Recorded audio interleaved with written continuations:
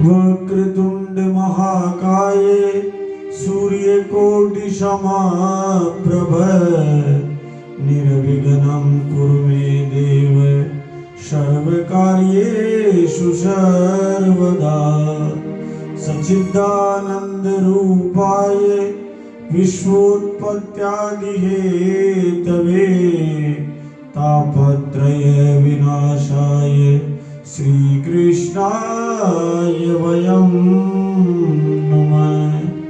तुष्टास्तु गावे समयन्ति पापं दत्तास्तु गावे त्रिदिवं नयन्ति संरक्षिताश्चोपनयन्ति वित्तं गोवीर्न तुल्यं धनमस्ति किंचित् गोवीर्न तुल्यं धनमस्ति किंचित्।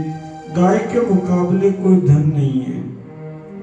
अगर गाय संतुष्ट हो जाए तो पाप नष्ट हो जाते हैं। तुष्टास्तु गावे शमयन्ति पापम दत्तास्तु गावे त्रिदिवम नयन्ति। यदि गाय को भोजन दे दो तो ब्रह्मा को भोग लग जाता है, भगवान विष्णु को भोग लग जाता है और साक्षात शंकर भगवान को भोग लग जाता है। दत्तास्तु गावे त्रिदिवम नयन्ति संरक्षिताश्चोपनयन्ति वित्तम। जो गाय को संरक्षण देता है उसके घर में धन का रोजी रोटी का अभाव नहीं होता। गोभीर्न तुल्यम धनमस्ति किंचित। गाय के मुकाबले कोई धन नहीं है, कोई धन नहीं है, कोई धन नहीं है। आइए इसी भाव से एक बार फिर उस यात्रा में प्रवेश करते हैं जिसका नाम श्रीमद् भागवत है। कल की यात्रा में हमने देखा था कि राजा परीक्षित ने पृथ्वी का गाय के रूप में और नंदी भगवान के रूप में धर्म का अवतार आपस में संवाद कर रहे हैं और धर्म के 39 लक्षणों की चर्चा कर रहे हैं। आज उस चर्चा में परीक्षित सम्मिलित हो जाते हैं। मानो कहना चाह रहे कि हमारे पूर्वज गाय और गोवंश की भाषा समझते थे, उनसे संवाद करते थे, तभी तो पुष्ट थे। आज भी यदि घर में गाय रखो, घर में नंदी रखो तो मान के चलो आप उनकी भाषा को समझने लग जाते हो। इशारों ही इशारों में बहुत कुछ बातें हो जाती है। हमारे पूर्वज इनसे बातचीत करते थे, समझते थे। ये परीक्षित का संवाद इस बात का प्रमाण है। सूत जी महाराज कहते हैं कि सुनो राजा, परीक्षित ने जब ये देखा कि हाथ में डंडा लेकर शासन गाय और गोवंश पर अत्याचार कर रहा है तो एकदम उन्होंने पलट कर अपना प्रहार किया और प्रहार करके उन्होंने उस गैया मैया और नंदी भगवान की रक्षा की। वो गैया मैया बहुत पैर से दुबली हो रखी थी और साथ में नंदी भगवान की भी हालत ये थी कि उनके 3 पैर नहीं थे। गैया मैया के पास उसका बछड़ा भी नहीं था। राजा परीक्षित ने बहुत ही आक्रोश भरे शब्दों में ललकार कर कलयुग से कहा कि मेरे राज्य में इस प्रकार इन दुर्बल प्राणियों को बलपूर्वक मारने का उद्यम करने का तेरा साहस कैसे हो गया।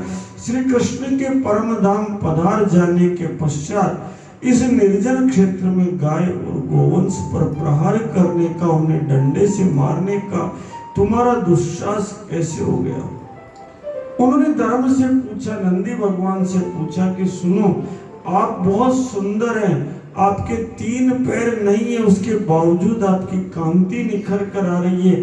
हे महाराज, आप एक ही पैर से कैसे चलते फिरते हैं? आपको कष्ट नहीं होता क्या? आप अपना कष्ट भूलकर धर्म की चर्चा कर रहे हैं। आखिर आप क्या चाहते हैं? कलयुग भी खड़े खड़े उस चर्चा को सुन रहा है। क्रूर व्यक्ति का पड़ोस में संगति होना ही घातक हो जाती है। अगर क्रूर पड़ोस में हो तो मान के चलो। तुलसीदास जी महाराज कहते हैं, बरुबल बास नरक कर ताता, दुष्ट संग जन देहि विधाता। हे विधाता, नरक का वास दे देना, लेकिन दुष्ट व्यक्ति का पड़ोस मत देना। बाल से खाल बड़े से विरोध, अगोचर नारी से ना हंसिए। अन्न से लाज अगिन्न से जोर, अजानत नीर में ना धसिए। बैल को नाथ घोड़े को लगाम, मतंग को अंकुश में कसिए। कवि गंग कहे सुनु साह अकबर, क्रूर से दूर सदा बसिए। क्रूर से दूर सदा बसिए, क्रूर से दूर सदा बसिए। कलयुग को प्रताड़ित करते हैं और जगत जननी गैया मैया को कहते हैं मां सोर भयान सुचो। हे गैया मैया आप चिंता मत करो, अभी तक कुरुवंश के नरपति शासन सत्ता में, इसलिए मेरे राज्य में कोई भी दुष्ट उपद्रव नहीं कर सकता। आप 4 पैर वाले जीव, आप तो ये बता दो किसने आपके 3 पैर काट डाले। हे महाराज, निरपराध प्राणियों के अंदर यदि वध की स्थिति आती है तो राजा को कलंक लगता है, कीर्ति में कलंक लगता है, पांडवों की कीर्ति में कलंक लगता है। इसलिए आप बताओ कि किस प्रकार किसने आपको ये दंडित किया है। और ऐसे जो लोग हैं उनको दंडित करना राजा का धर्म है। इसलिए शास्त्रानुसार इन सबको दंडित करना और धर्म में स्थित लोगों का पालन पोषण करना, यही तो राजधर्म है। धर्मवाच है। नंदी भगवान बोले, हे राजन, आप महाराजा पांडु के वंशज है, भला दुखियों को आश्वासन आप कैसे नहीं देंगे। आपके पूर्वजों ने जो श्रेष्ठ गुण किए, इसी के कारण तो भगवान कृष्ण ने कभी उनका सारथी बनना, कभी उनका दूत बनना स्वीकार कर लिया। देखो महाराज, शास्त्रों में लिखा हुआ है, हम नहीं जानते किसके कारण क्लेश उत्पन्न होते हैं, लेकिन क्लेश तो उत्पन्न हो ही जाते हैं। कोई कोई प्रारब्ध को कारण बताता है, कोई कोई दुख का और कोई कारण बताता है। इस प्रकार जब वो धर्म ये प्रवचन देते हैं तो परीक्षित बहुत प्रसन्न हो जाते हैं और कहते हैं, अरे आप तो वृषभदेव धर्म का तत्व जानने वाले हैं, आप वृषभ के रूप में साक्षात धर्म है। हे महाराज, पूर्व के युग में, सत्य युग में आपके चारों चरण थे, तप मौजूद था, पवित्रता मौजूद थी, दया मौजूद था, सत्य मौजूद था। ये 4 नंदी भगवान के चरण है, ये 4 धर्म भगवान के चरण है। उस समय अधर्म के अंश, गर्व, आसक्ति आदि नहीं थे।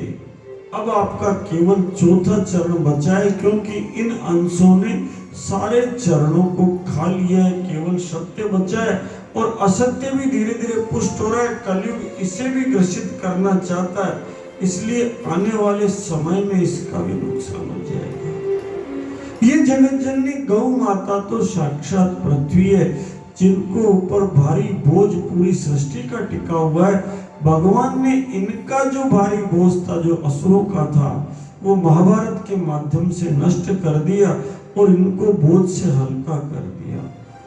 इस प्रकार परीक्षित द्वारा पृथ्वी की प्रशंसा की गई, गैया मैया की प्रशंसा की गई, नंदी भगवान की प्रशंसा की गई, उन्हें पुष्ट किया गया और अधर्म के कारण जो कलयुग उन्हें मारने पर उतारू था, उस कलयुग को धुतकारा और उनको शांति प्रदान की। कलयुग उनके सामने डर गया और डर करके बिल्कुल राज चिन्ह उतार कर चरणारविंद में लेट गया और लेट कर कहता है दोनों हाथ जोड़कर कि महाराज, मैं भी तो आपकी प्रजा हूं, आखिर मुझे भी तो कोई स्थान दीजिए, मैं कहां जाऊं, मुझे भी तो स्थान दीजिए। राजा परीक्षित कहते हैं, यद्यपि इस योग्य तो नहीं हो कि तुम्हें स्थान दिया जाए, लेकिन शरणागत हो गए हो, अभ्यर्थना कर रहे हो, इसलिए राजा का धर्म है कि मैं तुम्हें भी कोई न कोई स्थान दूं। इसलिए बताओ तुम कहां स्थान चाहते हो। अभ्यर्थितस्तदा तस्मै स्थानानि कलये ददो, द्यूतं पानं स्त्रिये सूना यथा धर्मश्चतुर्विधे। कलयुग को तो मौका चाहिए, उसने तो प्रार्थना कर दी। सूत जी महाराज कहते हैं, कलयुग की प्रार्थना स्वीकार करते हुए राजा परीक्षित ने उसे 4 स्थान दिए। पहला स्थान दिया, सुनो कलयुग, जहां जहां भी द्यूत क्रीड़ा होती है, जुआ खेला जाता है, वहां वहां तुम जाकर स्थापित हो जाओ, क्योंकि वो देख चुके थे कि जुए का कितना बड़ा नुकसान है। फिर कहते हैं जहां जहां भी मद्यपान होता है, जहां जहां भी दारू पी जाती है, कलयुग तुम वहां जाकर स्थापित हो जाओ, क्योंकि वो यदुवंश का नाश मद्यपान के कारण देख चुके थे। फिर कहते हैं सुनो, जहां जहां भी स्त्री संग होता है, आसक्ति होता है, मातृभाव से स्त्री पूजी जाए तो सर्वाधिक श्रेष्ठ है, लेकिन यदि काम भाव से पूजना जहां जहां होती है, वहां वहां कलयुग तुम स्थापित हो जाओ। और सुनो, कलयुग जहां जहां भी हिंसा होती है, कोई महाभारत करता है, परस्पर लड़ते हैं, वहां तुम स्थान धारण कर लो। इस चारों स्थानों में कर्म से असत्य का वास होता है, मद का वास होता है, आसक्ति का वास होता है, निर्दयता का वास होता है, अधम का निवास होता है। जहाँ हिंसा वहाँ अधमता, जहाँ हिंसा वहाँ निर्दयता का वास होता है, इसलिए स्थान दे दिए। कलयुग को मौका मिल गया, कलयुग ने एक स्थान और मांग लिया, महाराज एक जगह और दो, और परीक्षित ने एक जगह और दे डाली कि जहां जहां भी स्वर्ण धातु की स्थापना हो, सोने का हो, उस जगह है कलयुग तुम्हारा स्थान सुनिश्चित कर लो। उसके बाद कलयुग ने अपने स्थान तय कर लिए, और राजा परीक्षित ने अपने तप बल के द्वारा तपस्या, सोच और दया जोड़कर नंदी भगवान को पुष्ट किया, गैया मैया को पुष्ट किया, और अपने राज्य की ओर लौट पड़े। राज्य की ओर लौट पड़ने के पश्चात कलयुग को वरदान दे चुके थे, पूर्वजों द्वारा विजित किया हुआ जरासंध का सोने का मुकुट पड़ा था, उसे माथे पर धारण कर लिया। जैसे ही माथे पर धारण किया कि तुरंत कलयुग का वास स्थापित हो गया।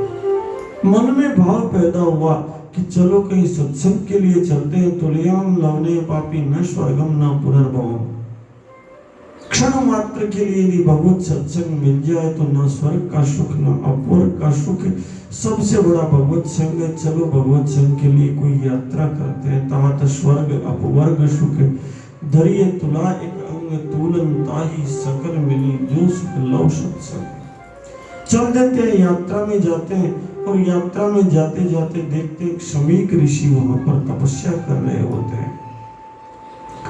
राजा परीक्षित के मन में माथे पर कली का वास है सुवर्ण धातु के कारण, इसलिए पता नहीं क्या लगता है एकदम से। उन्हें लगता है सारी प्रजा मुझे रास्ते में प्रणाम कर रही है, लेकिन ये ऋषि तो राम नाम में लगा हुआ है, ये प्रणाम नहीं करते। इसलिए क्रोधवश अपने क्रोध पर नियंत्रण नहीं कर पाए, भूख प्यास से तड़पड़ा रहे थे। मन में ईर्ष्या का भाव हो गया विप्रदेव के प्रति, मन में क्रोध आ गया, और वो सीधे साधे ब्राह्मण जो मन से तप कर रहे थे, उनके गले में, उनकी गर्दन में धनुष की नोक से उठाकर एक मरा हुआ सांप गले में डाल दिया, और वहां से अपनी राजधानी को लौट कर आ गए। अब वो जो विप्र थे वो तो मरा हुआ सांप डालने के बाद भी तप करते रहे, लेकिन किसी ने जाकर उनके 8 वर्ष के बच्चे से कहा कि सुनो सुनो सुनो, तुम्हारे पिता के गले में किसी ने मरा हुआ सांप डाल दिया है। नन्हा बालक था, ब्रह्म तेज से संपन्न था, नित्य सूर्य को अर्घ देता था, नित्य गायत्री का अभ्यास करता था, इसलिए वाणी में परम ओज था। तप के कारण विप्रत्व को प्राप्त था। जब तप होता है तो परशुराम जी महाराज अकेले पर्याप्त होते हैं। गोर शरीर भूति बल राजा, बाल विशाल त्रिपुंड विराजा, पितु समेत कहीं निज निज नामा, करण लगे सब दंड प्रणामा। जिस समय राजा जनक के दरबार में परशुराम जी महाराज का प्रवेश होता है तो सबके सब पिता सहित अपना नाम लेकर दंड प्रणाम करने लग गए थे। आज इस बालक का भी ब्रह्म तेज, ये भागवत का प्रारंभ है, जिसके कारण भागवत बनी। ये बालक था। ये बालक कहता है अरे देखो इन राजाओं का कितना अहंकार हो गया, मेरे पिता शांति से तप कर रहे थे, उसके बावजूद ब्राह्मणों के दास होने के स्थान पर इसने ऐसा काम कर दिया जो अहंकार के द्वारा स्वामी के तिरस्कार का कार्य है। भगवान कृष्ण के जाने के बाद, कृष्ण गते भगवती, कृष्ण के जाने के बाद ये राजा तो भयंकर उदंडी हो गए, इन्हें तो दंडित करना ही पड़ेगा। जल हाथ में लिया और श्रापित कर दिया इति लंघित मर्यादम तक्षक सप्तमे हनि। जिसने मेरे पिता का मान भंग किया, 7वें दिन उसे तक्षक नाग खा जाए, इति लंघित मर्यादम तक्षक सप्तमे हनि। पिता जैसे ही तपस्या से उठे बहुत डांटा। अरे राजा तो प्रजा का आधार होता है, राजा से ही तो बेटा प्रजा चलती है। तुमने ये क्या कह दिया, लेकिन तब्बल से संपन्न हो, इसलिए ब्रह्म वाक्य जनार्दनम ब्राह्मण का कहा हुआ झूठा नहीं होगा, क्योंकि निरंतर गायत्री का तब्बल साथ है। इसलिए ये धर्म है हमारा कि हम गायत्री जपें, शिखा सूत्र रखें, नित्य शास्त्रों का अभ्यास करते रहे। पूर्व काल में करते थे तो वाणी में सिद्धता थी, परिणाम मिलता था। पिता को सारी बात उसने बता दी कि मैंने श्रापित कर दिया है, कह दिया है, आज जिसने मर्यादा भंग की 7वें दिन नाक काट दिया, इति लंघित मर्यादम तक्षक सप्तमे हनि।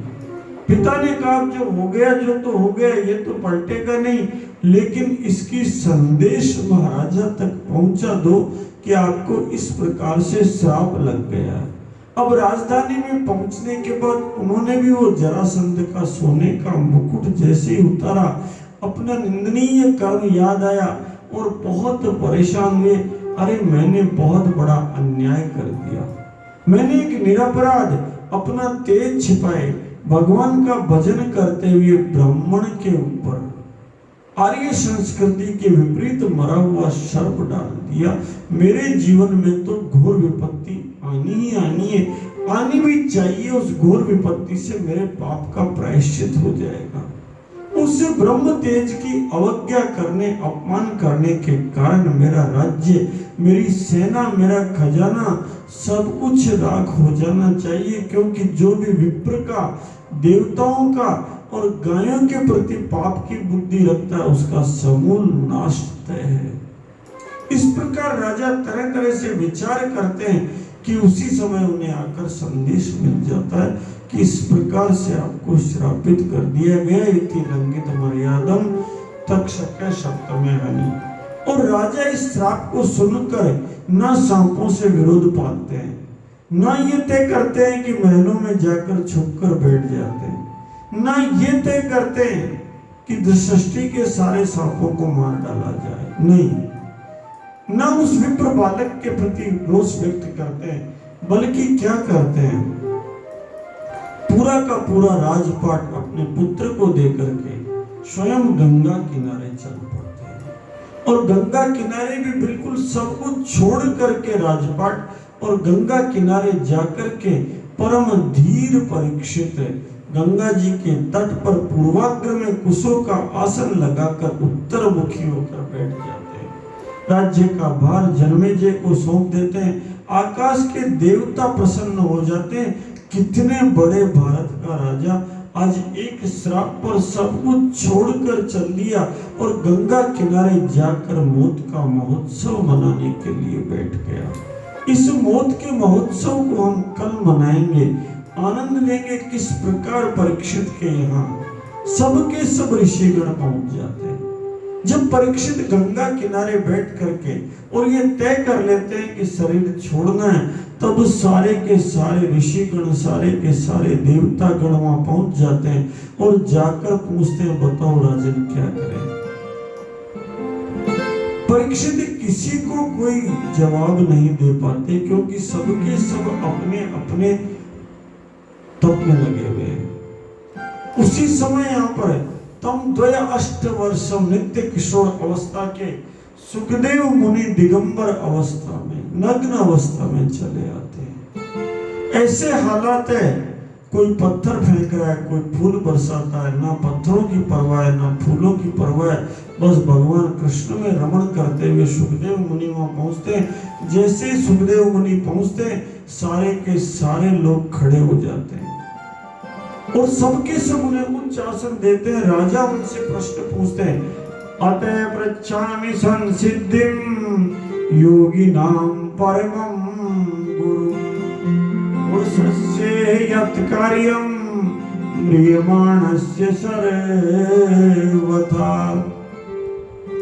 हे परम योगी सुखदेव जी महाराज, मैं आपसे केवल इतना ही जानना चाहता हूं कि व्यक्ति को क्या कार्य करना चाहिए, परम सिद्धि का क्या साधन अपनाना चाहिए, विशेषकर जब वो मरणासन्न, जब माथे पर मौत मंडरा रही हो, उस समय उसे क्या करना चाहिए, और इसके साथ मनुष्य मात्र को क्या करना चाहिए, किसका जप करना चाहिए, किसका श्रवण करना चाहिए, किसका स्मरण करना चाहिए। नूनम भगवतो ब्रह्मण ग्रहेषु ग्रह मेदिनाम।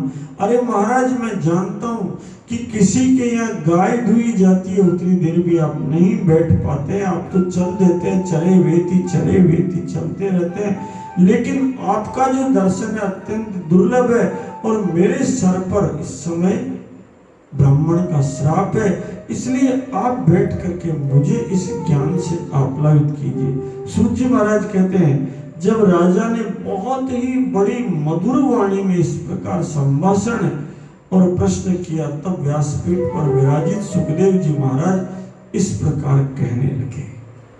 अद्भुत उपाख्यान का आज प्रथम स्कंद पूर्ण हुआ, महात्म्य की कथा पूर्ण हुई।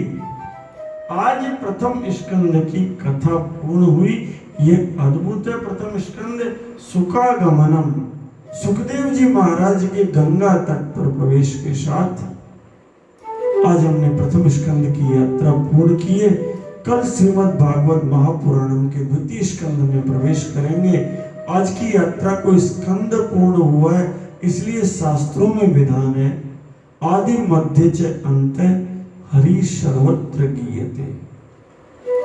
किसी भी ग्रंथ के आदि में, किसी भी ग्रंथ के मध्य में और किसी भी ग्रंथ के समापन में भगवान का गुणानुवाद अवश्य करना चाहिए, अवश्य भगवान का गुणानुवाद करना चाहिए। ये शास्त्र की परंपरा, इसलिए मंगलाचरण में श्लोक गाए जाते हैं। उसके बाद आनंद के साथ आज एक काम करते हैं, एक अच्छा सा भजन सुनते हैं। आप सुनो, एक सुंदर सा भजन सुनो। आज भजन के साथ यात्रा को विराम देंगे।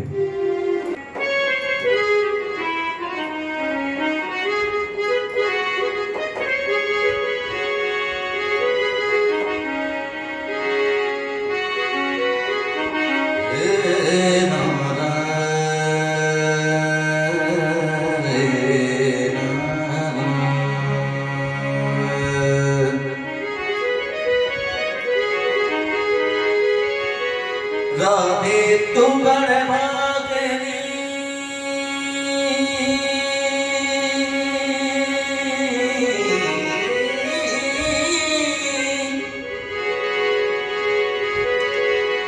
राधे तू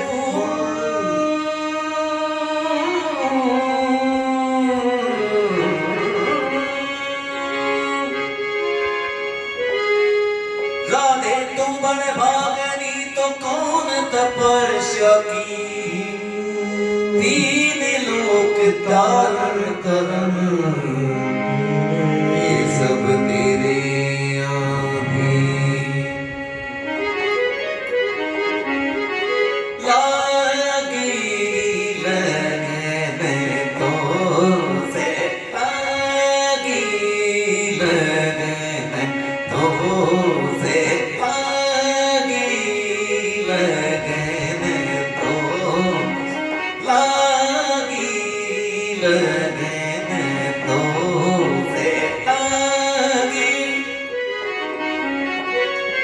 मन डरे पति, मन तड़े पति, कास कहूँ मन की बात जिय, राघव राघव राघव लागी लगने तो से, लागी लगने तो से, लागी लगने तो से, लागी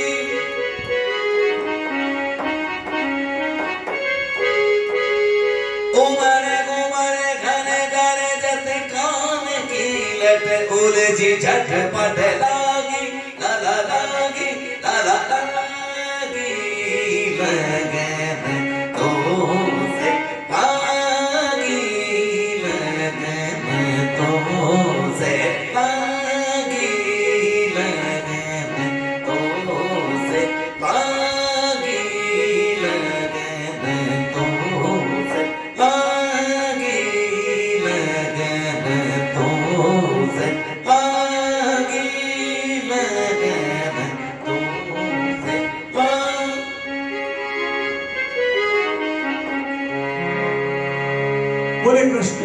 भगवान की जय। बोले जगत जननी मात की जय हो।